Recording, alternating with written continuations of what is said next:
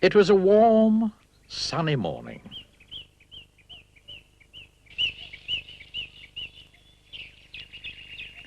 In his small house at the other side of the wood, Mr. Tickle was asleep.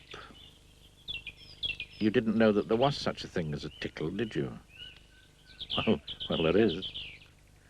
Tickles are small and round, and they have arms that stretch and stretch and stretch. Extraordinarily long arms. Mr. Tickle was fast asleep. He was having a dream. It must have been a very funny dream, because it made him laugh out loud, and that woke him up.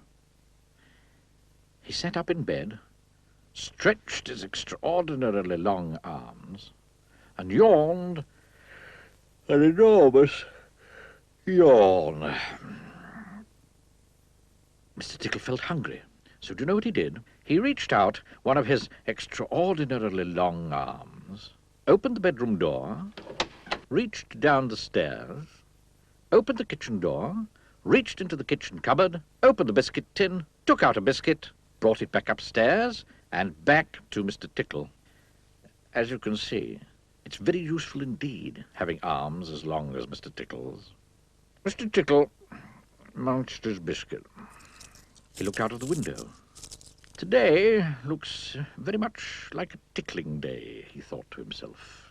So, later that morning, after Mr. Tickle had made his bed and cooked his breakfast, he set off through the wood.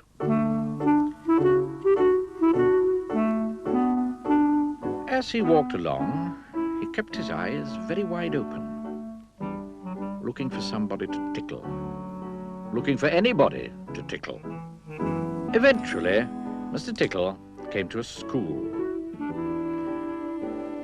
There was nobody about, so, reaching up his extraordinarily long arms to a high window ledge, Mr. Tickle pulled himself up and peeked in through the open window.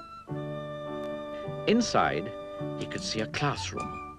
There were children sitting at their desks and a teacher writing on the blackboard.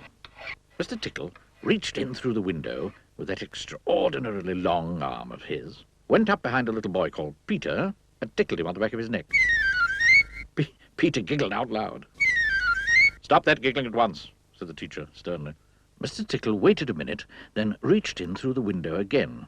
Mr. Tickle's extraordinarily long arm went right up to the teacher, paused, and then tickled. The teacher jumped in the air and turned round very quickly to see who was there. But there was nobody there. Mr. Tickle grinned, a mischievous grin. He waited another minute and then tickled the teacher again. This time he kept on tickling, until soon the teacher was laughing out loud and saying, "Oh, stop it! Stop it! Oh, no, stop it!" over and over and over again. All the children were laughing too at such a funny sight. There was a terrible pandemonium.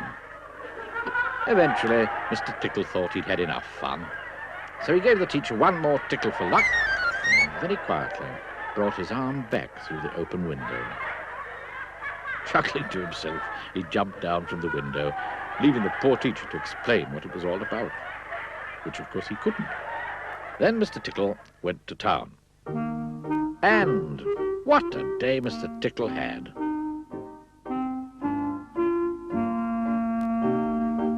Tickled the policeman on traffic duty at the crossroads in the middle of the town.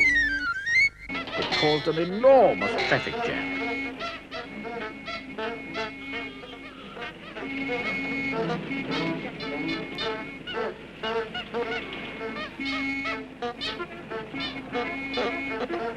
He tickled the greengrocer just as he was piling apples neatly in his shop window. The greengrocer fell over backwards, and the apples rolled all over the shop. There were apples everywhere. At the railway station, the guard was about to wave his flag for the train to leave. As he lifted his arm in the air, Mr. Tickle tickled him. And every time he tried to wave his flag, Mr. Tickle tickled him, and tickled him again, until the train was 10 minutes late, and all the passengers were absolutely furious.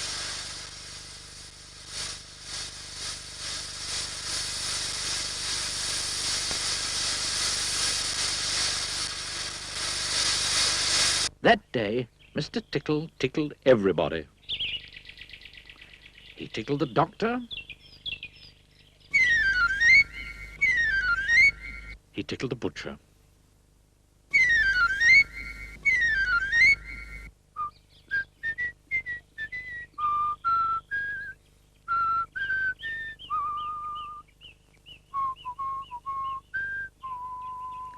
He even tickled old Mr. Stamp, the postman, who dropped all his letters into a puddle. Then Mr. Tickle went home.